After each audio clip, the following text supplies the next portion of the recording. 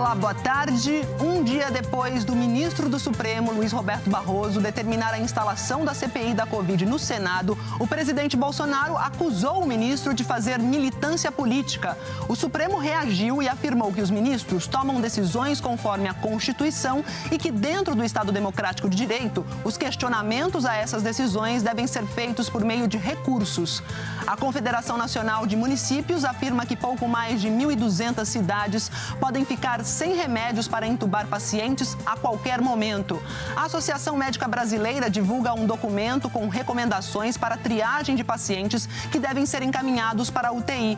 Para a AMB, a idade não deve ser critério para determinar quem recebe ou não um leito. O estado de São Paulo anuncia a volta para a fase vermelha, menos restritiva. E ainda, a inflação de março foi a maior para o mês desde 2015. Os preços da gasolina, do etanol e do botijão de gás foram os principais responsáveis. O número de alertas de desmatamento na Amazônia dispara em março. A mãe e o padrasto do menino Henri passam a primeira noite presos. A Globo teve acesso às imagens da cela onde Monique Medeiros ficou no presídio feminino de Niterói, região metropolitana do Rio. E morre aos 99 anos o príncipe Felipe, marido da rainha Elizabeth. O Jornal Hoje está começando.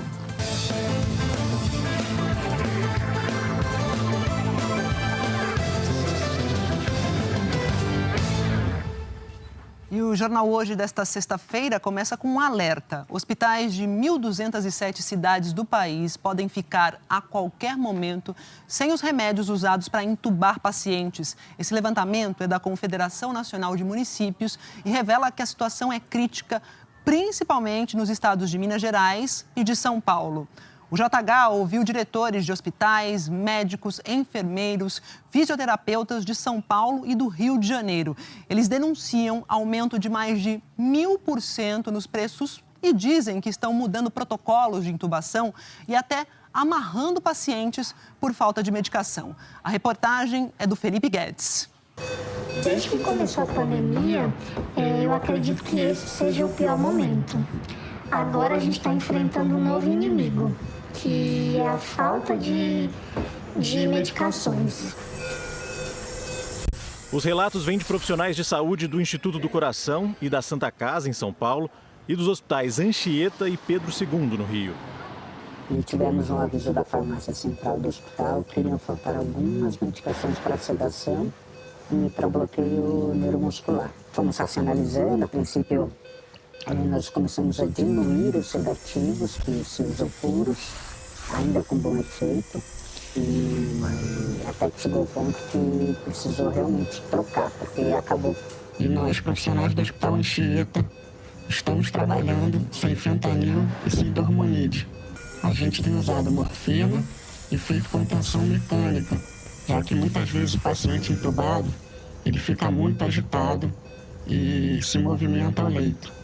Então, a gente amarra os braços do paciente à cama, como forma de evitar que ele se machuque, se debata ou acabe retirando acidentalmente algum acesso ou até mesmo o tubo respiratório. A falta de leitos de UTI ameaça os pacientes de Covid em estado grave.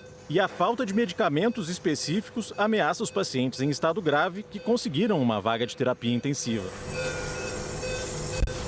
O número de leitos de UTI nas redes pública e particular saltou de 45.848 em março de 2020 para 54.657 em janeiro desse ano. E durante todo o tempo em que os pacientes estão entubados, eles dependem de medicamentos que sumiram dos estoques de muitos hospitais. Pela falta dos sedativos, os pacientes, e até pela necessidade de se economizar muito em termos de dose, os pacientes acabam necessitando de contenção mecânica para que eles não tirem o tubo, para que não tenha uma queda de cama ou retire a medicação. A gente veio até a Escola de Educação Permanente do Hospital das Clínicas de São Paulo para entender quando esses medicamentos são usados e a importância deles na intubação. Então a gente está numa réplica de uma UTI. Esse boneco aqui faz o papel de paciente. E aí, doutora Juliana, os medicamentos são usados logo no início desse processo de intubação, né? Sim, eles são usados uma sequência de 2 ou 3 medicamentos. Os primeiros são sedativos e, por último, é usado um bloqueador neuromuscular que relaxa completamente os movimentos do paciente e facilita com que a intubação seja feita de maneira mais fácil e segura. É o que os médicos chamam de sequência rápida. Primeiro, os enfermeiros aplicam no paciente um analgésico. O mais comum é a fentanila, que tem faltado muito e o preço da ampola dobrou. Eu mantenho o paciente com a máscara de oxigênio até ele estar pronto. Pode injetar o segundo medicamento.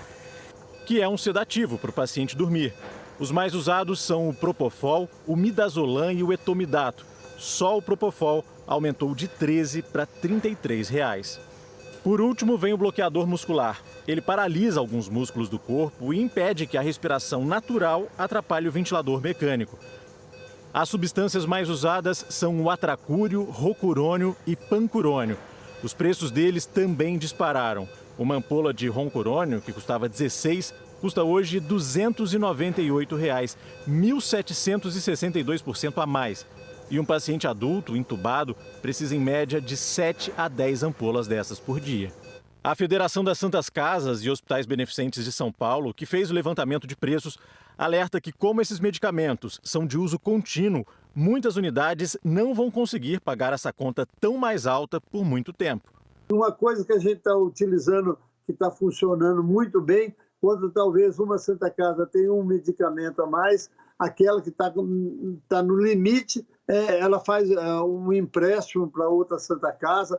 Estamos fazendo de todo jeito para atender os pacientes, não deixar os pacientes sem atendimento.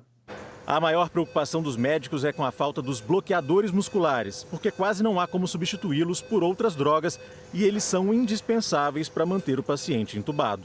Você pede a medicação, não tem. Os hospitais estão começando a inventar protocolos, modificar, buscar medicações alternativas que antes não eram usadas e agora a gente está tendo que usar. Então, tudo isso tem sido um novo desafio. Nós estamos utilizando uma dose mais baixa do que nós normalmente utilizamos e medicações adjuvantes que poderiam substituir, pelo menos parcialmente, esses medicamentos principais. Infelizmente, a previsão que nós temos é que, continuando essa demanda que nós estamos tendo, vai faltar medicamentos num curto espaço de tempo. Só que os médicos alertam que essas trocas podem colocar o paciente em risco. Acabou o bloqueador neuromuscular que a gente mais usava, que era o roncurônio. A gente começou a usar um outro, que é o pancurônio, que tem o mesmo efeito de bloqueio muscular, porém ele não deve ser usado para pacientes que têm insuficiência renal e pode desenvolver insuficiência renal nos pacientes que ainda não têm. É desalentador imaginar que esses medicamentos possam faltar. Eles são tão essenciais quanto muitas outras atividades. Talvez só o oxigênio é mais chocante por ser necessário, inclusive antes da intubação. Mas pensar que os recursos básicos podem faltar durante a pandemia é desalentador. O paciente parece que fica agonizando, sabe? A gente é obrigado a fazer a contenção mecânica, né? O médico prescreve a contenção mecânica e assim, seja o que Deus quiser, que Deus salve a todos. E durante o pior momento da pandemia aqui no país, né? As direções da Santa Casa, do INCOR, do Hospital Estadual Anchieta e do Hospital Municipal Pedro II negaram falta de medicamentos para sedação e bloqueio muscular e afirmaram que os pacientes estão sendo devidamente assistidos. O Hospital Municipal Pedro II esclareceu que o processo de contenção acontece conforme protocolo técnico e prescrição médica. Já o Hospital Estadual Anchieta não respondeu sobre o procedimento mecânico nos pacientes por falta de medicação. Sobre a falta dos remédios para intubação nos hospitais do país, o Ministério da Saúde não respondeu ao nosso contato. Com relação ao aumento de preços, a produção do JH procurou a Câmara de Regulação do Mercado de Medicamentos, que é o órgão do governo federal ligado à Anvisa, que também não respondeu aos nossos questionamentos. O Sindusfarma, que é o Sindicato da Indústria de Produtos Farmacêuticos, disse que o preço dos remédios deve estar sendo afetado pela elevação de custos de produção decorrente do desarranjo das cadeias de suprimento globais provocado pela pandemia. O Sindusfarma disse ainda que qualquer abuso pode ser denunciado à Câmara de Regulação. E a Associação Médica Brasileira divulgou hoje um documento em que reforça as recomendações para a triagem de pacientes que devem ser encaminhados para as UTIs nesse atual momento da pandemia. Diante de recursos escassos, as equipes devem levar em conta o seguinte: 1. A gravidade do quadro clínico, a presença de doenças avançadas e o estado geral de saúde do paciente. Para a associação, a idade, veja bem, a idade não deve ser critério para determinar quem recebe ou não um leito. E a gente acompanhou um dia na rotina dos profissionais do SAMU, lá em Belo Horizonte. Por causa da pandemia, os atendimentos bateram recorde. Agora são 8 horas e 10 minutos, já deixamos o paciente na UPA, vamos higienizar o carro para o próximo atendimento. A quantidade de ambulâncias no trânsito de Belo Horizonte é um termômetro da pandemia na cidade. Agora 11 horas, 50 minutos.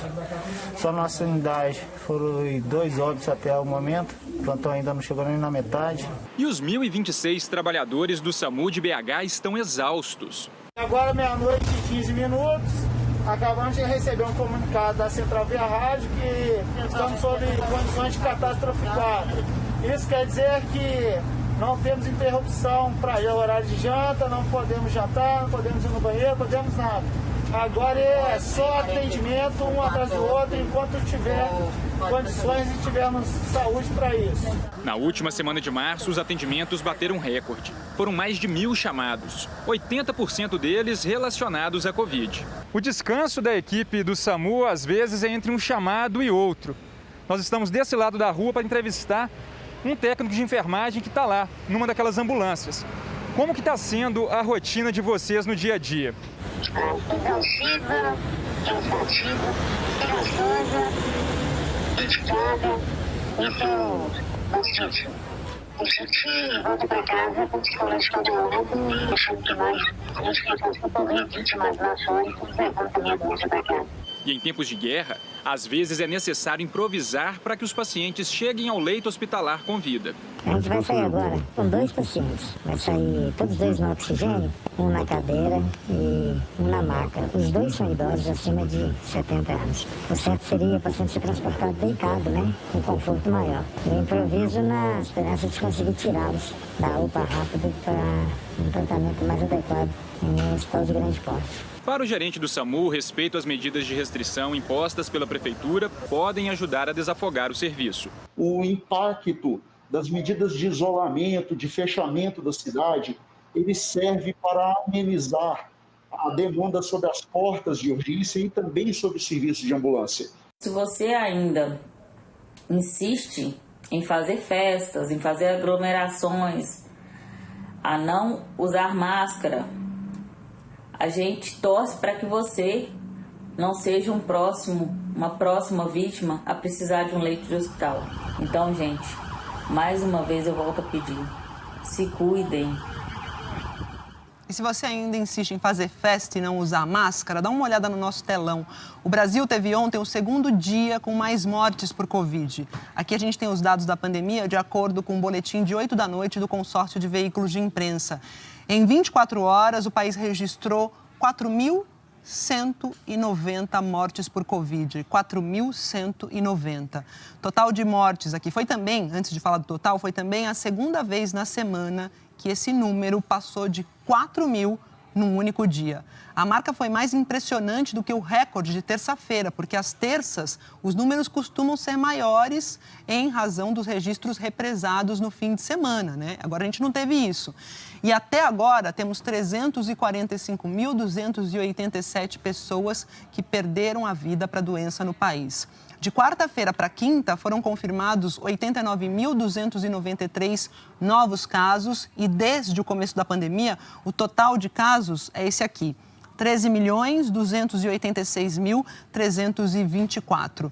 A média de casos está em 63.372 casos, uma redução aqui de 16% em relação a 2 semanas, e a tendência é de queda pelo 3º dia seguido. Agora, a média de mortes continua em alta, 17% de crescimento em 2 semanas. São, em média, 2.818 óbitos por dia no país.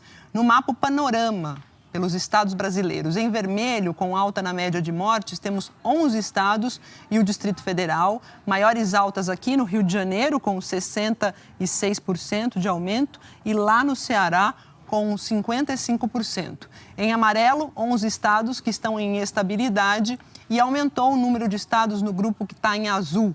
São 4 com queda na média de mortes. E as maiores reduções lá em Santa Catarina, com 21%, Rondônia e Rio Grande do Sul, os dois com 20% de queda no número de óbitos. E a gente vem para São Paulo, porque o governo de São Paulo anunciou agora há pouco o fim da fase emergencial, que era a fase mais severa que a gente estava vivendo aqui no estado. A Daniela Geminiani conversa com a gente, participou da entrevista coletiva e conta tudo o que rolou por aí, né, Daniela? Boa tarde. Oi, Maju, boa tarde para você, boa tarde a todos. Exatamente, a partir de segunda-feira todo o estado progride, portanto, para a fase vermelha, até pelo menos o dia 19 de abril, quando o centro de contingência deve fazer uma nova avaliação. Mas algumas medidas que foram adotadas durante a fase emergencial devem permanecer agora durante esse novo momento de fase vermelha. Os cultos e missas seguem proibidos, não podem acontecer. Também é mantida a recomendação de teletrabalho para os escritórios não essenciais e também a recomendação de escalonamento de horários para os trabalhadores dos setores industriais, também comércio e serviço. O que muda agora com essa fase vermelha? O futebol volta a partir de amanhã, isso em todo o estado de São Paulo. Também o serviço de take-away, então os clientes podem ir até os bares, restaurantes e até mesmo comércio só para retirar o produto que comprar, não pode ficar no estabelecimento. E também as lojas de material de construção que estavam fechadas durante a fase emergencial podem funcionar, portanto, a partir de segunda-feira. O toque de recolher das 8 horas da noite até as 5 horas da manhã em todo o estado de São Paulo continua na fase vermelha, que começa, portanto, na segunda-feira. Eles também anunciaram aqui a antecipação da vacinação dos profissionais da saúde, que estava prevista para segunda-feira e começa amanhã, e também dos idosos com 67 anos. Essa vacinação estava prevista para quarta-feira, dia 14 de abril, e foi antecipada para o dia 12 de abril. Agora, algumas cidades aqui do estado de São Paulo já não estão seguindo a recomendação do governo estadual, estão flexibilizando alguns pontos. Vamos acompanhar a reportagem. 2 cidades da Grande São Paulo já flexibilizaram as regras de restrição impostas pelo governo do estado. Itapecerica da Serra liberou o comércio com no máximo 35% da capacidade. E São Bernardo do Campo reabriu lojas de material de construção e escritórios e liberou a retirada de alimentos em restaurantes. As prefeituras justificaram a decisão com uma melhora nos números da pandemia. O governo do estado também sofre pressão de entidades como a Associação dos Shoppings, que pediu para reabrir as lojas, no revezamento com a parte da economia que não parou, como a construção civil e a indústria. A ordem de demissão esse ano é de 60 mil pessoas. E se a gente prorrogar o fechamento dos shoppings por mais tempo, possivelmente teremos perto de outras 60 mil demissões nos próximos meses. A secretária de Desenvolvimento Econômico do Estado de São Paulo reafirmou que a decisão sobre as restrições é tomada a partir de critérios científicos. Foram mais de 35 associações com quem nos reunimos somente na última semana. É muito importante que nós não caiamos nessa discussão de essencialidade e de escolha de setores, porque a análise técnica é feita pela saúde e é com base no risco de exposição ao vírus e sempre com o objetivo de proteção da vida. O futebol volta, mas os clubes deverão adotar mais cuidados. O Ministério Público, junto com o Centro de Contingência e a Federação Paulista de Futebol, definiram esses protocolos e o governador João Dória aprovou a volta do futebol aqui em São Paulo. São Paulo entrou na fase emergencial no dia 15 de março. Além de fechar tudo que não é essencial, Ela proibiu o funcionamento de lojas de material de construção e a retirada de alimentos em bares e restaurantes. Foi estabelecido também um toque de recolher entre as 8 horas da noite e as 5 da manhã. Como era esperado, o efeito das medidas veio depois de mais de 2 semanas. A média de internações diárias só começou a cair no final de março e ainda está num patamar maior do que o do pior momento da primeira onda da pandemia, em julho do ano passado. Média de quase 2.800 por dia. Para o coordenador da Sociedade Brasileira de Infectologia, a situação ainda exige muito cuidado. Nós ainda temos um número de casos muito elevados no Brasil inteiro e em São Paulo também. E nós temos muitos óbitos. As UTIs ainda estão mais de 85% de taxa de ocupação. Mas é importante que a sociedade compre a ideia de que a gente precisa continuar se cuidando, independente em que fase nós estejamos. E sobre as flexibilizações lá em São Bernardo do Campo e em Itapecerica da Serra, que vão além daquelas que são permitidas pelo Estado, o governo disse que notificou as 2 prefeituras e acionou o Ministério Público. Lembra que eu mostrei Rio de Janeiro aqui no nosso mapa com alta de 66% no número de mortes por Covid? Pois bem, Rio de Janeiro também flexibilizou algumas medidas de restrição. Bares, restaurantes e quiosques das praias podem voltar a abrir até as 9 da noite. E depois desse horário, só delivery. Continua proibido ficar na areia da praia e tomar banho de mar. O horário para comércio de rua e shoppings vai das 10 da manhã às 6 da tarde. O índice de ocupação das UTIs lá no Rio de Janeiro está em 90%. Vamos para a nossa vizinha Argentina, que voltou hoje para a fase de restrições mais rígidas por causa do aumento dos casos de Covid por lá. Vou falar então com o Rafael Sibila, o governador de Buenos Aires, disse que não é uma nova onda de Covid. Não é uma nova onda, não. É um tsunami, né? Ele deu a dimensão da gravidade, né, Rafael? Boa tarde.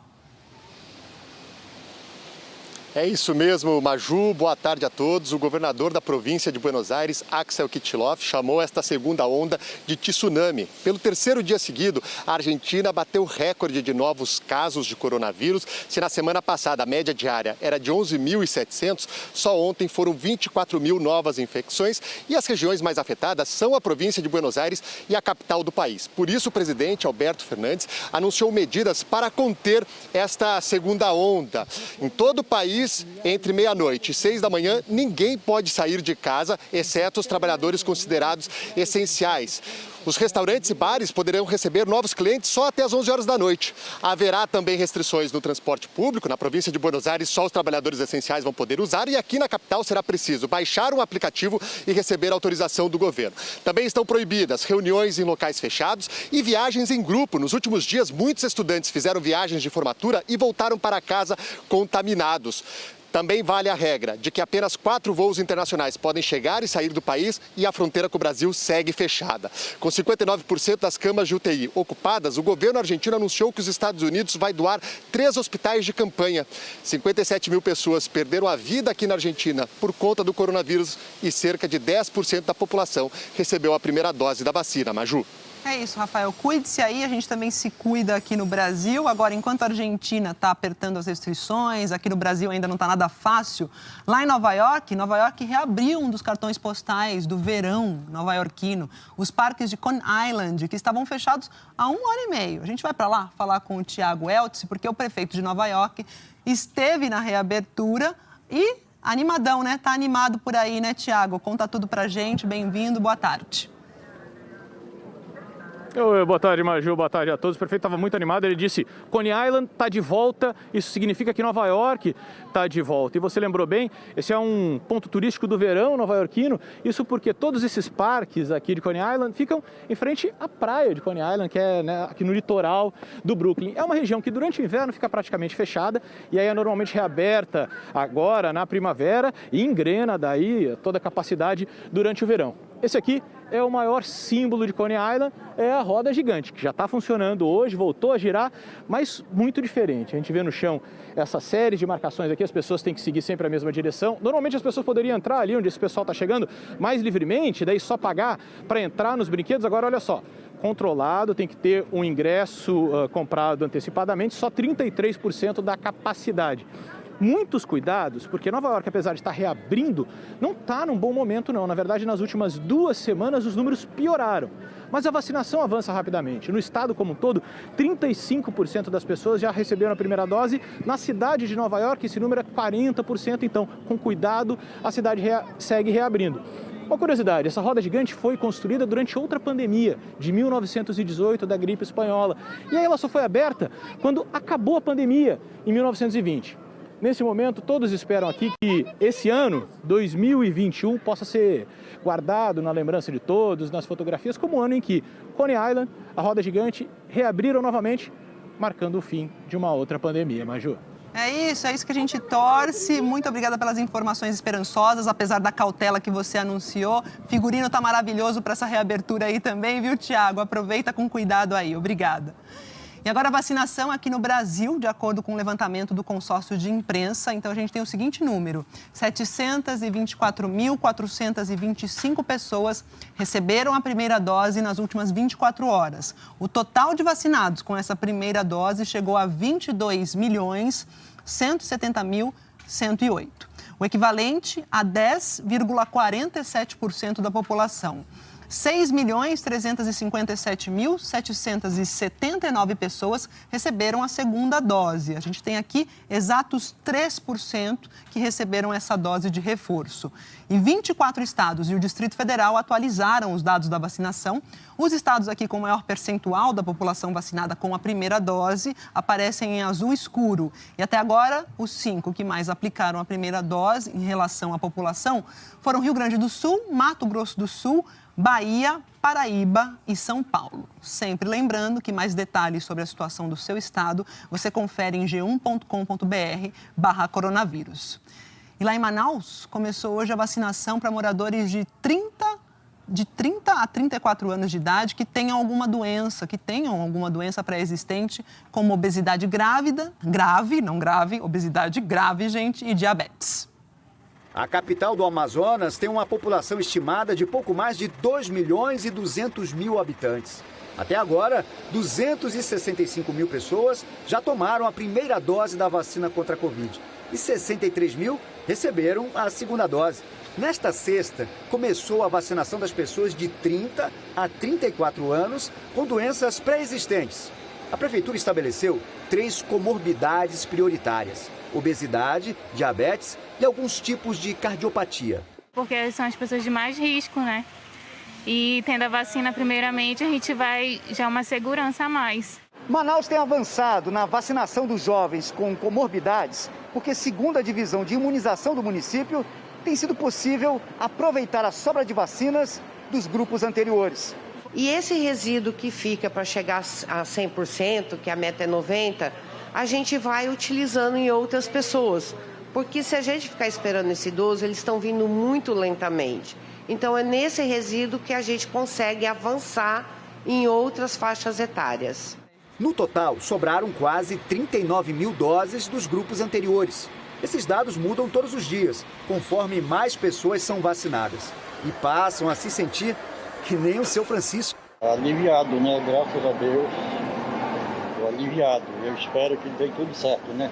A partir de amanhã, Manaus começa a vacinar pessoas entre 18 e 29 anos que possuem comorbidades. Mesmo critério usado para imunizar as faixas etárias abaixo dos 49 anos. Nós estamos muito otimistas, esperando vacina e que chegue para a gente poder atender todo o público.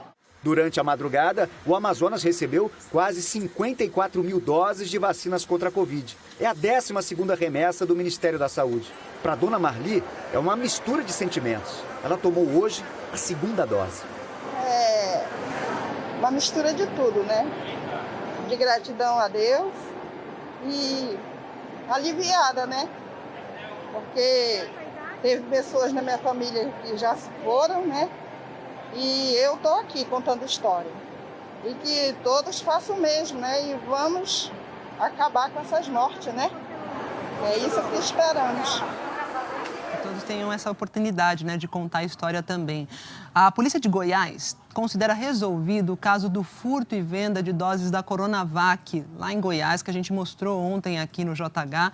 Segundo a investigação, os frascos foram furtados de uma câmara fria da Secretaria Estadual de Saúde. Para a polícia, o técnico em refrigeração, Marcos Antônio Oliveira, pegou as doses quando trabalhava num concerto no almoxarifado da Secretaria de Saúde. Segundo a polícia, no sábado, o homem furtou 4 frascos que foram vendidos pelo celular. Na terça-feira, ele voltou ao local e pegou mais 20. Na quarta, o Marcos Antônio foi preso em flagrante e 20 frascos foram recuperados. Os detalhes do crime foram divulgados ontem pela polícia, que descartou o envolvimento de outra pessoa. E a polícia ainda tenta identificar quem comprou os 4 frascos que poderiam imunizar pelo menos 40 pessoas. Os 20 frascos recuperados tiveram que ser descartados porque estavam armazenados em péssimas condições. Esse material que foi jogado fora dava para imunizar, gente, 200 pessoas. A gente não conseguiu contato com a defesa do Marcos Antônio Oliveira e o governo de Goiás disse que vai reforçar a segurança nos locais de armazenamento das vacinas. Vamos falar do caso lá de Minas? A Polícia Federal está investigando se foram usadas seringas reaproveitadas naquela vacinação clandestina em Belo Horizonte. A minha colega Natuza Neri trouxe essa informação ontem no nosso programa Papo de Política na Globo News. E a Gabriele Lanza, tem as informações para a gente, né, Gabriele? Boa tarde. Ei, Maju, boa tarde para você, boa tarde a todos. Essa hipótese ganhou força porque a polícia encontrou seringas novas e usadas juntas em um mesmo recipiente. De acordo com a Polícia Federal, as seringas encontradas na casa da Cláudia Torres de Freitas, a falsa enfermeira, estavam dentro do armário da cozinha, ou seja, estavam sendo aí armazenadas de forma inadequada. Além disso, os produtos estavam fora do lacre. Mas a investigação ainda está em andamento e não há uma confirmação sobre o reuso dessas seringas. Ontem, a prisão de Cláudia Freitas foi anulada pela Justiça. Ela já estava respondendo em liberdade desde o último sábado. A Polícia Federal informou ainda que continua hoje ouvindo as pessoas envolvidas nesse caso. Maju. É isso, Gabriele. Obrigada pelas informações. E a vencedora da corrida de São Silvestre de 1996, a Roseli Aparecida Machado, morreu de Covid ontem aos 52 anos. No mesmo ano em que venceu a São Silvestre, a Roseli Machado participou das Olimpíadas de Atlanta. Ela estava internada e foi entubada há 2 semanas. Ontem ela não resistiu e morreu no hospital em Curitiba. Roseli começou a praticar atletismo aos 14 anos e foi uma atleta de ponta até se aposentar das pistas em 1997 com 29 anos. Nossos sentimentos para ela e para a família dela. E a Covid-19 também vitimou um dos maiores bailarinos do país, o Ismael Ivo. Foi também um dos maiores coreógrafos contemporâneos e o primeiro negro a dirigir o Teatro Nacional Alemão e o Balé da cidade de São Paulo. Ele tinha 66 anos. Ismael Ivo tinha orgulho da origem humilde na periferia de São Paulo. Foi exatamente todo o meu retrato, a minha memória de ter nascido na Zona Leste. Durante 3 anos, o bailarino foi diretor do Teatro Nacional Alemão, o único brasileiro a assumir o posto. Ismael Ivo também dirigiu o departamento de dança da Bienal de Veneza, a principal da Europa. Em 2017, o coreógrafo premiado foi diretor do Balé da cidade de São Paulo. Ismael deixa um legado de mais de 75 balés produzidos no mundo e inúmeros bailarinos brasileiros formados no seu projeto Biblioteca do Corpo. Com muitas peças criadas e, sobretudo, com o seu carisma, ele fez muitas pontes, conectou pessoas, criou possibilidades para que muitos pudessem ter espaços para expressar sua arte. Um ícone, né, num espaço onde negros ainda são raros. Vai deixar muita saudade, foi um exemplo, Ismael. E morreu aos 99 anos de idade o príncipe Philip, marido da rainha Elizabeth II. Então a gente vai ao vivo falar com o nosso correspondente Rodrigo Carvalho, que está na frente da residência oficial da rainha. Os britânicos receberam essa notícia com tristeza. Ele era uma pessoa muito carismática, o príncipe Philip, né, Rodrigo? E você está aí acompanhando esse dia histórico também aí no Reino Unido. Boa tarde. Boa tarde, Maju. A você, todo mundo que assiste ao JH. A figura carismática tinha uma brincadeira, uma piadinha que ele fazia com muita frequência, de que ninguém no mundo tinha participado de tantas cerimônias de inauguração, sabe? Essas cerimônias que você descortina e revela uma placa de um monumento. Que ninguém no mundo tinha participado de tantas cerimônias dessa quanto ele, o Príncipe Philip. Isso dá a ideia da figura que ele era para muita gente aqui no Reino Unido. Alguém da família, uma espécie de tio, sabe? Por isso, muitas homenagens aqui desde cedo. Esse comunicado saiu ao meio-dia, no horário aqui de Londres, 8 da manhã no Brasil. Tinha muitos jornalistas aqui e eram jornalistas que acabavam dando a notícia para muitas pessoas que estavam passeando aqui perto. Estava um dia lindo mais cedo. A gente chegou a dar notícia para duas amigas que lamentaram muito, principalmente pela Rainha Elizabeth II, que perde um companheiro de tantos anos. Muitas homenagens aqui em frente ao Palácio de Buckingham. As pessoas vão chegando ainda. Ali na frente, as pessoas têm um corredor ali onde as pessoas estão depositando flores. Desde cedo, tem vários e vários buquês de flores já. Essa é uma preocupação. Durante o dia, o governo britânico disse que, embora esse seja um momento muito difícil para muita gente, que pedia ao público que não se reunisse na frente de palácios, como o Palácio de Buckingham, o Castelo de Windsor também, onde o Philip morreu, para seguir as recomendações de saúde, já que a gente ainda vive uma pandemia. Então, agora há pouco, a polícia chegou aqui e acabou de colocar essas grades verdes aqui para isolar ainda mais as pessoas e tentar organizar por conta da pandemia. O Príncipe Philip faria 100 anos em junho, companheiro de muito tempo da Rainha Elizabeth II. Uma notícia que, claro, domina o noticiário aqui desde cedo. A rede britânica BBC chegou a interromper a programação e não falar mais algo que não fosse sobre isso. É a notícia por aqui, claro. A gente está acompanhando desde cedo esse 9 de abril que marca a história da realeza britânica, uma história que se confunde com a história desse país, como a gente vai ver agora na reportagem. A bandeira no Palácio de Buckingham, residência oficial da rainha, foi colocada a meio mastro. O mesmo foi feito em prédios do governo britânico. Um aviso nos portões anunciava a morte do Duque de Edimburgo. Pouco depois do meio-dia, em Londres, 8 da manhã, no horário de Brasília, o palácio divulgou um comunicado. Sua Alteza Real morreu em paz essa manhã no Castelo de Windsor. A família real junta-se a pessoas de todo o mundo no luto por essa perda. As homenagens começaram quase que imediatamente, com pessoas deixando flores nos portões do palácio. Para esse morador de Londres, o príncipe foi uma pessoa de grande importância para os britânicos. A rainha deve estar sofrendo muito. Eu ofereço a ela o meu apoio, ele disse. É uma notícia muito triste, disse esse outro londrino. Ele era uma pessoa muito amável. É muito triste para a monarquia. Ele e Elizabeth foram casados por mais de 7 décadas. Nós sentimos muito pela família real, por essa triste notícia. O casamento durou 73 anos, mas Philip nunca recebeu o título de rei. No Reino Unido, só monarcas homens concedem o título para as esposas, tornando-as rainhas. O contrário não é permitido. Há menos de um mês, o Duque de Edimburgo tinha voltado para o Castelo de Windsor, no dia 16 de março, depois de passar 4 semanas internado para tratar uma infecção e fazer um procedimento cardíaco. Com a saúde debilitada, Philip se despediu hoje do reino, da família e de milhões de britânicos.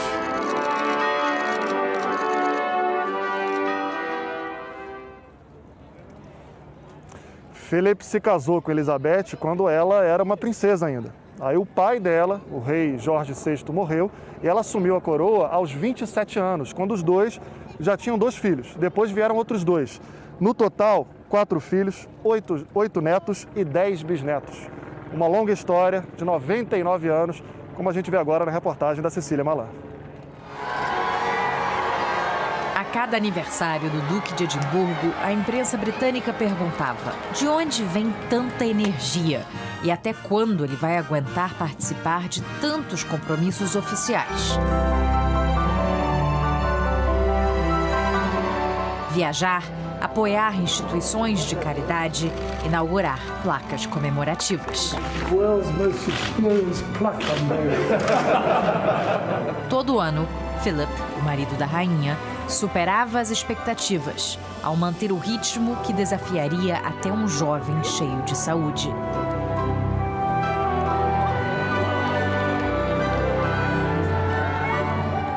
O anúncio da aposentadoria só veio em 2017, aos 96 anos.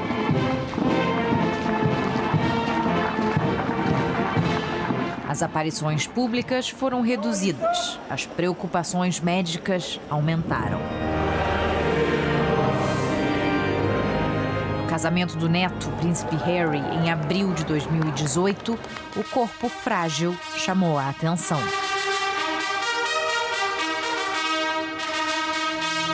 5 meses depois, no segundo casamento real do ano, lá estava ele de novo. Figura presente e constante na vida dos integrantes da monarquia e dos súditos.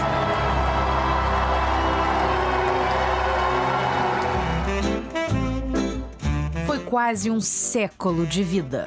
Philip nasceu príncipe da Grécia e da Dinamarca, mas foi trazido para o Reino Unido ainda criança. A família fugiu da instabilidade política na Grécia após o fim da Primeira Guerra Mundial. No Reino Unido, Philip encontrou 2 paixões: a marinha e a prima, Elizabeth, com quem se casou.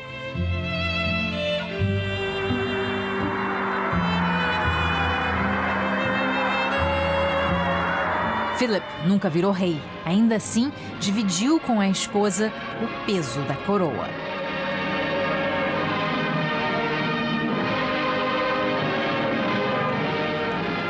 Juntos, eles superaram crises no casamento e encararam compromissos sem fim.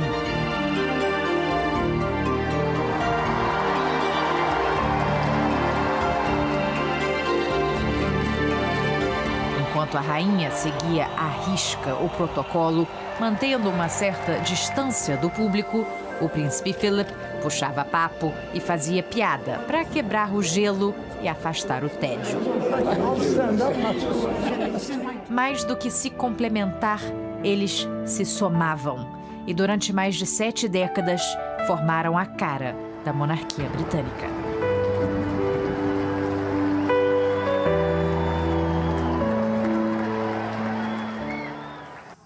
99 anos bem vividos, né? E o príncipe Philip morreu em Windsor e é para lá que a gente vai falar agora com o Pedro Vedova para saber se já temos informações mais detalhadas sobre o funeral. Oi, Pedro, boa tarde.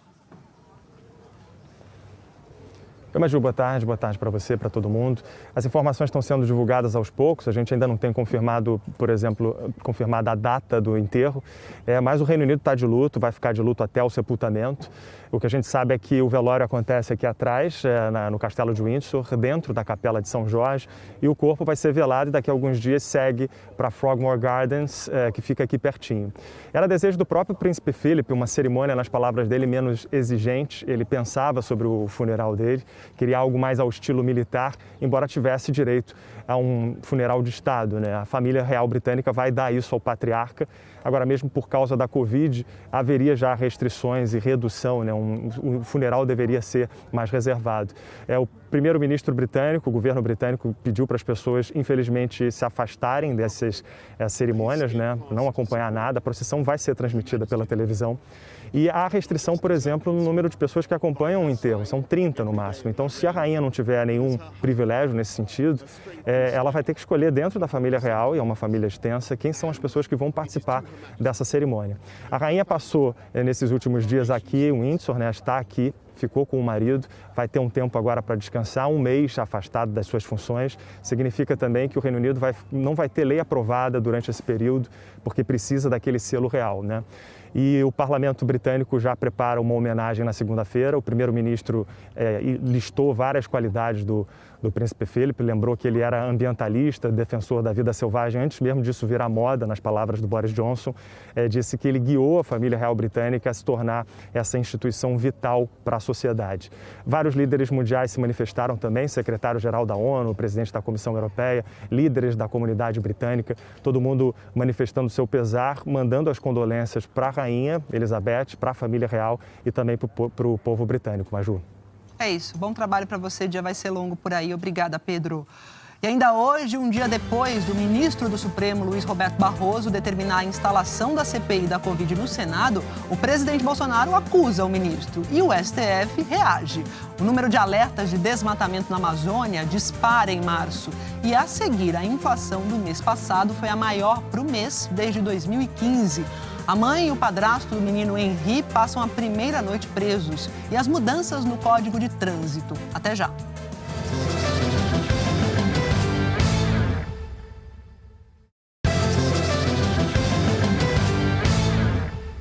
na abertura do JH, a gente mostrou, né, hospitais que podem ficar sem os remédios usados para entubar os pacientes e que diretores de hospitais denunciam o aumento de 1000% nos preços desses remédios. E agora há pouco, a Câmara de Regulação do Mercado de Medicamentos, que é um órgão ligado à Anvisa, informou que aplicou 64 multas nas empresas do setor farmacêutico pela venda de medicamentos acima do preço. E 139 processos de sanção foram instaurados. A Câmara disse ainda que uma força-tarefa atua duramente durante a pandemia para coibir venda de medicamentos com preços abusivos. Falar do caso Henri, a Monique Medeiros e o vereador Jairo Souza Santos Júnior, conhecido como Dr. Jairinho, passaram a primeira noite na prisão. Eles são acusados de matar o menino Henri, de 4 anos, que é filho da Monique. Para a polícia, as provas indicam que o casal cometeu o crime de homicídio duplamente qualificado por tortura, sem possibilidade de defesa da vítima. O produtor Leslie Leitão teve acesso a imagens da cela onde a professora Monique Medeiros está presa, no presídio feminino de Niterói, região metropolitana do Rio. O espaço de 6 metros quadrados tem beliche, vaso, pia e chuveiro. Em cima do colchão fino, uma muda de roupa, chinelo, toalha, objetos de higiene pessoal, lençol e cobertor. Muito diferente do apartamento confortável na Barra da Tijuca, onde ela vivia e onde, segundo as investigações, o menino Henri, de 4 anos, era submetido a uma rotina de violência por Dr. Jairinho. O vereador passou a primeira noite numa cela do presídio Bangu 8, unidade conhecida por ter recebido políticos presos pela Lava Jato. Monique e Jairinho vão ficar em isolamento por 14 dias, como manda o protocolo de prevenção à Covid. Uma das evidências usadas no pedido de prisão foi uma troca de mensagens entre Monique e a babá de Henri, 1 mês antes da morte do menino. Segundo a polícia, a conversa mostra que Monique foi avisada de que Henri sofria agressões do padrasto e que mesmo assim não fez nada. No celular dela, os investigadores também encontraram uma selfie, tirada durante o primeiro depoimento à polícia. O registro mostra a Monique ainda na delegacia. Em outra foto, tirada pouco antes do depoimento, Monique aparece com uma roupa diferente, como se estivesse experimentando o melhor figurino. Maravilhoso. Completamente arrasado pela perda do filho e pelas circunstâncias da morte, ontem o engenheiro Leniel Borel conversou com o repórter Carlos Delanoy. Como é que uma mãe que cuidou bem do filho durante 4 anos, a partir do momento que se junta com uma pessoa que ela mal conhece, poucos meses talvez conhece, e pretere uma pessoa ao filho? Será que é a ganância, a luxúria, um novo cargo público, dinheiro? Eu quero que a justiça seja feita pelo meu filho, tá? E eu quero que a justiça continue sendo feita para outros filhos que tenham por aí, de outras pessoas que possam estar passando casos parecidos. Depois da morte do menino Henri, mulheres que já se relacionaram com o Dr. Jairinho começaram a denunciar agressões praticadas por ele. Um desses casos é o de Ana Carolina Neto, ex-esposa de Dr. Jairinho, que deve ser ouvida ainda hoje pela polícia. Em 2014, ela fez um boletim de ocorrência dizendo que foi chutada, enforcada e ofendida pelo vereador. Na época, o Ministério Público arquivou o caso. Depois da prisão, Monique Medeiros foi exonerada do cargo de confiança que exercia no Tribunal de Contas da capital. Dr. Jairinho foi expulso do partido Solidariedade. Perdeu o cargo no Conselho de Ética da Câmara, para onde foi indicado 3 dias depois da morte de Henri. Também teve o salário suspenso, mas por enquanto mantém o mandato. Pelo regimento da casa, o vereador só pode ser afastado depois de 30 dias na prisão. O advogado do casal, André França Barreto, disse que Monique e Jairinho mantêm a posição de que são inocentes e que o vereador nunca agrediu outras crianças. O Operador Nacional do Sistema, a Agência Nacional de Energia Elétrica e o Ministério de Minas e Energia estão investigando as causas do desligamento de uma linha de transmissão que provocou um novo apagão no estado do Amapá ontem à noite. Às 6h34, faltou luz em 15 dos 16 municípios do estado. Apenas Oiapoque, no extremo norte, não foi afetado porque é abastecido por um sistema diferente. Segundo a concessionária de energia, o desligamento da linha de transmissão foi em um trecho perto perto de Laranjal do Jari, no sul do estado. O fornecimento foi totalmente restabelecido às 9h40 da noite. Em novembro do ano passado, 13 cidades do Amapá enfrentaram uma crise energética por causa de um incêndio no transformador de uma subestação. O novo Código de Trânsito Brasileiro vai começar a valer na próxima segunda-feira e a repórter Iana Coimbra explica o que vai mudar. A punição ficou mais dura para quem provocar acidentes de trânsito com morte ou lesão corporal depois de usar drogas ou álcool.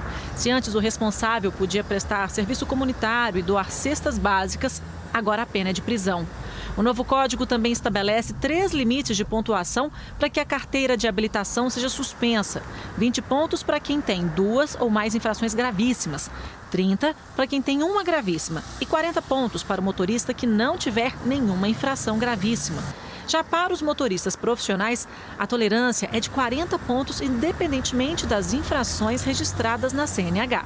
Além disso, ele poderá optar por participar de um curso de reciclagem sempre que, no período de 12 meses, atingir 30 pontos e zerar a pontuação. No caso do autônomo, é uma boa, porque nós rodamos muito o dia inteiro, né? E aquela pontuação realmente fica bem espremida para a gente. Tolerância maior também para a validade da carteira de habilitação. Quem já completou 70 anos vai ter que renovar o documento a cada 3 anos. Quem tem entre 50 e 70 vai refazer os exames a cada 5 anos. Para os motoristas de até 50 anos e para os profissionais, a CNH passa a valer por 10 anos. Bom, hein? Gasta menos, né? Os exames é muito caro. Para os documentos emitidos antes da vigência desta lei, será mantido o prazo de validade impresso no documento. Para este especialista, a mudança pode trazer riscos para o trânsito. Você passa a ter a possibilidade de ter no trânsito pessoas que, ao longo da validade, perderam algum tipo de aptidão física, piorou a vista, deu uma catarata, ou teve um problema motor, ou qualquer coisa desse tipo do corpo dele, e que ele já não tem mais condição de dirigir. E se até então crianças de 7 anos já podiam ser transportadas no banco da frente, a partir de agora elas precisam esperar para alcançar 1,45 m de altura ou completar 10 anos de idade, para garantir o ajuste correto do cinto de segurança. Constatou-se através dos estudos que as crianças aos 7 anos de idade não atingiam uma estatura que as impediria de uma lesão por estrangulamento, ou seja, esse foi um grande progresso.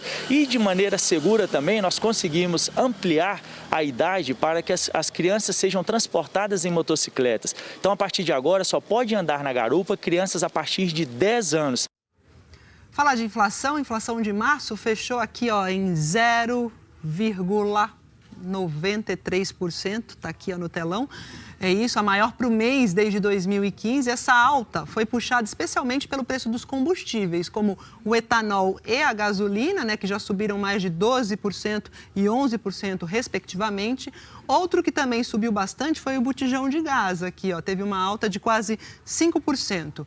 No acumulado dos últimos 12 meses, a inflação já subiu 6,1%. Com isso, ela ultrapassou pela primeira vez neste ano o teto da meta de inflação. O Conselho Monetário Nacional estipulou o centro da meta em 3,75% para este ano, podendo chegar aí a 5,25%, como está lá no canto do telão.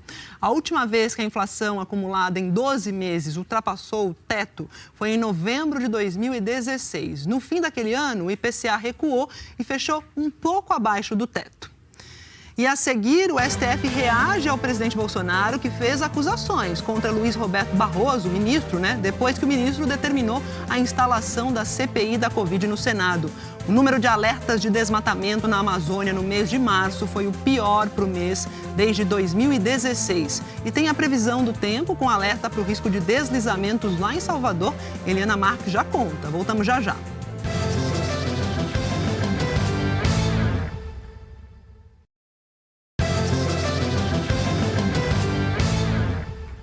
O presidente do Senado, Rodrigo Pacheco, anunciou para a primeira sessão da próxima semana a instalação da CPI da Covid. Ontem, o ministro Luiz Roberto Barroso, do Supremo Tribunal Federal, determinou que o Senado instale essa comissão parlamentar de inquérito para investigar possíveis omissões do governo no combate à pandemia. Essa não é a primeira vez que o Supremo determina a abertura de uma CPI. A comissão terá 18 integrantes, entre titulares e suplentes. O ministro Luiz Roberto Barroso atendeu a um pedido feito no mês passado pelos senadores Alessandro Vieira e Jorge Cajuru, do Cidadania. No início de fevereiro, o senador Randolfo Rodrigues, líder da rede no Senado, fez o requerimento para a criação da comissão parlamentar de inquérito e, desde então, não houve nenhuma manifestação da presidência da Casa. Para o ministro Barroso, todos os requisitos para a instalação de uma CPI foram preenchidos, como prevê o artigo 58 da Constituição Federal, no parágrafo 3º. São 3 exigências: 1/3 das assinaturas dos parlamentares da Casa, ou seja, 27 senadores. Na época do pedido, 30 senadores já haviam assinado o requerimento. Hoje, são 32. Que exista fato determinado e que a CPI funcione por prazo determinado. O pedido do senador Randolfo Rodrigues especifica que a CPI terá prazo de 90 dias para apurar as ações e omissões do governo federal no enfrentamento da pandemia da Covid-19 no Brasil e, em especial, no agravamento da crise sanitária no Amazonas, com a ausência de oxigênio para os pacientes internados. A Constituição não exige aval do presidente da Câmara ou do Senado, quando os pré-requisitos estiverem atendidos para a criação de uma CPI. Barroso esclareceu que a instalação de uma CPI não se submete a um juízo discricionário do presidente ou do plenário da Casa Legislativa. Não pode o órgão diretivo ou a maioria parlamentar se opor a tal requerimento por questões de conveniência e oportunidade políticas. Atendidas as exigências constitucionais, impõe-se a criação da comissão parlamentar de inquérito.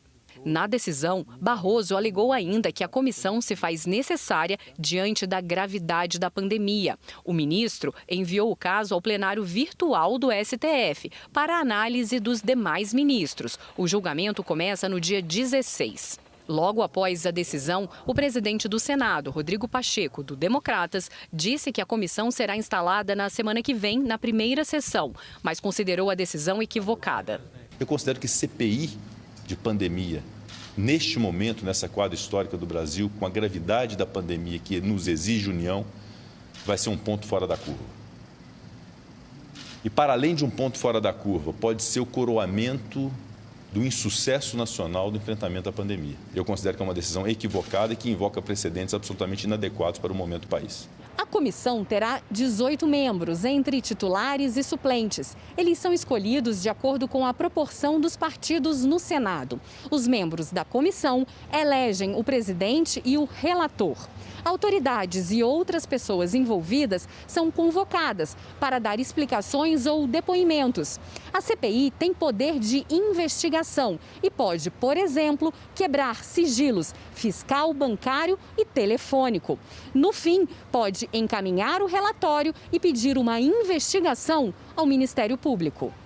O presidente Jair Bolsonaro criticou a decisão de Barroso e cobrou uma posição do ministro sobre processos de impeachment contra ministros do Supremo que tramitam no Congresso. Mas especialistas afirmam que esse processo segue um rito diferente. Cabe ao presidente do Senado dar andamento. A determinação para a abertura de CPI no Senado irritou o presidente da República. Hoje cedo, Jair Bolsonaro publicou críticas ao ministro Luiz Roberto Barroso em uma rede social. Bolsonaro disse que a CPI que Barroso ordenou instaurar de forma monocrática, na verdade, é para apurar apenas ações do governo federal. Não poderá investigar nenhum governador que, porventura, tenha desviado recursos federais de combate à pandemia. E continuou. Barroso se omite ao não determinar ao Senado a instalação de processos de impeachment contra ministro do Supremo, mesmo a pedido de mais de 3 milhões de brasileiros. Falta-lhe coragem moral e sobra-lhe imprópria militância política. A reação do Supremo veio no fim da manhã por meio de uma nota institucional. A nota reitera que os ministros que compõem a corte tomam decisões conforme a Constituição e as leis e que, dentro do Estado democrático de direito, questionamentos a elas devem ser feitos nas vias recursais próprias, contribuindo para que o espírito republicano prevaleça em nosso país. Especialistas explicam que a criação de uma comissão parlamentar de inquérito segue um rito diferente da abertura de um processo de impeachment. A Constituição não exige o aval dos presidentes da Câmara ou do Senado para a criação de uma CPI. Exige apenas o cumprimento dos pré-requisitos: o fato determinado, o prazo e a assinatura de 1/3 da Casa. Já a abertura de um processo de impeachment só acontece depois que houver o aval do presidente de uma das casas. Se o processo for contra um ministro do Supremo Tribunal Federal, o aval tem que ser do presidente do Senado. Se o processo for contra o presidente da República, aí a autorização é do presidente da Câmara. Hoje, há 105 pedidos de impeachment contra Bolsonaro em análise na Câmara. Cabe ao presidente Arthur Lira, do Progressistas, a palavra final para a abertura ou não. No Senado, são 10 pedidos de impeachment contra ministros do Supremo. Por isso, especialistas dizem que Bolsonaro está errado ao cobrar de Barroso uma posição sobre impeachment, sendo que o Supremo sequer foi provocado. A centralidade desse processo é do presidente da Casa. Tá? O problema é que ele não tem prazo. O pedido de instalação da CPI está dentro da regra do jogo. Este jurista explica que o ministro Barroso só decidiu sobre a CPI porque o Supremo foi provocado sobre o caso e ele foi o ministro sorteado. Walter Maierovitch lembra que a Constituição exige os 3 pré-requisitos para a abertura de uma CPI e que todos foram preenchidos. E que a lei não menciona o aval do presidente do Senado para o andamento da comissão. Ele erra o alvo. Ele poderia indagar do presidente do Senado por que o presidente do Senado faz esse juízo de conveniência e de oportunidade e acha que não é oportuno, por fato certo, determinado, e o presidente do Senado, que atua por delegação dos seus pares, não pode se colocar na posição de vou usar uma imagem, de um muro de borracha, onde o pedido bate e volta e fica no mesmo lugar. Ele não pode fazer isso. Está decidido, estados e municípios podem determinar o fechamento temporário de igrejas e templos durante a pandemia da Covid. Ontem, por 9-2, o Supremo Tribunal Federal entendeu que os decretos que proíbem cultos e missas com a presença de pessoas são constitucionais. O julgamento começou na quarta-feira com o voto do relator, o ministro Gilmar Mendes, a favor da suspensão dos cultos e missas presenciais. Ontem, no plenário, o ministro Nunes Marques, que no último sábado havia concedido liminar contra a suspensão, manteve a posição. Argumentou que a restrição fere a liberdade de culto. O único ministro a votar com Nunes Marques pela reabertura dos templos foi Dias Toffoli. O voto dele durou 20 segundos. Os ministros Alexandre de Moraes, Luiz Roberto Barroso, Rosa Weber, Carmen Lúcia, Ricardo Lewandowski e Marco Aurélio Mello acompanharam o voto do relator Gilmar Mendes, assim como o ministro Edson Fachin, que, sem citar o governo federal, criticou a falta de vacinas e de medidas que poderiam garantir o isolamento social. Inconstitucional é a omissão que não age de imediato para impedir as mortes evitáveis. Inconstitucional é não promover meios para que as pessoas fiquem em casa com respeito ao mínimo existencial. Inconstitucional é recusar as vacinas que teriam evitado o colapso de hoje. O presidente do Supremo, o ministro Luiz Fux, foi o último a votar. Fux também votou pela constitucionalidade dos decretos que determinam o fechamento temporário de igrejas e templos em todo o Brasil e anunciou o resultado do julgamento. O Supremo Tribunal Federal, por maioria, julgou improcedente a ação de descumprimento de preceito fundamental, vencidos os ministros Nunes Marques e Dias Toffoli.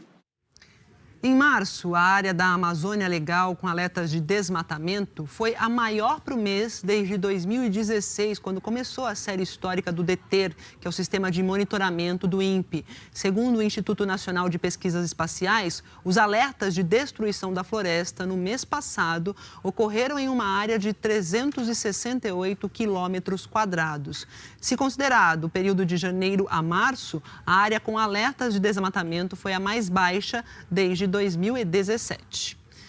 Vamos de previsão do tempo agora. A Eliana Marques tinha cantado a bola de uma chuva em Salvador que deu um susto aí nos moradores, né, Eliana? Boa tarde. Boa tarde para você, Maju. Boa tarde a todos. Foi isso mesmo. Olha, uma sirene tocou na madrugada. Havia risco de deslizamento. Vejam as imagens. Há risco de deslizamentos nesta área. Moradores, dirijam-se para locais seguros e pontos de apoio. A sirene tocou no bairro Alto da Terezinha e os moradores que saíram foram levados para uma escola. De manhã, começou a limpeza em muitas casas atingidas pela água do rio Jaguaribe e bombeiros usaram barcos para fazer o resgate. O risco de deslizamento está muito alto lá na região de Salvador e moderado no litoral sul da Bahia. Também tem risco de enxurrada e transbordamento de rio em Salvador, aqui também no Maranhão, no Pará, no Amapá e no Amazonas. E o Serviço Geológico do Brasil diz que 3 cidades do Amazonas têm previsão de atingir a cota de inundação severa entre junho e julho: Manaus, Manacapuru e Itacoatiara. E que a cheia dos rios Negros, Solimões e Amazonas pode ser a maior da história, Maju. Importante aquela sirene lá em Salvador, né, para salvar vidas. E, Eliana, nessas áreas que você falou, ainda tem previsão de chuva? Tem previsão de chuva, com risco de temporal, principalmente onde o mapa está mais escuro, aqui no extremo norte do Brasil, entre Amazonas, Acre e Rondônia, e também aqui no litoral baiano. Pancadas de chuva nas outras partes em verde e tempo firme na faixa amarela, que vai do sul, passa por São Paulo, Rio, Minas, oeste da Bahia e da Paraíba, sul do Ceará, também do Piauí,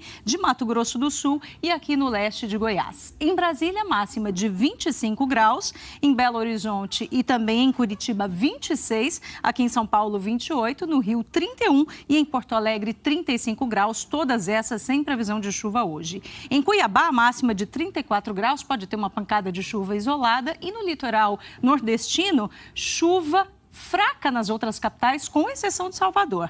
No Recife, máxima de 30 graus. No norte, Palmas é a capital com menos chuva hoje e máxima de 34 graus. Amanhã, mais temporal no extremo norte do Brasil. Também aqui, olha, nessa área em laranja, que pega Amazonas, Acre, Rondônia. E lá no extremo sul do Rio Grande do Sul, nas áreas em amarelo, atenção para a chuva, porque a chuva pode ser forte, só que mais isolada, inclusive aqui no litoral leste nordestino.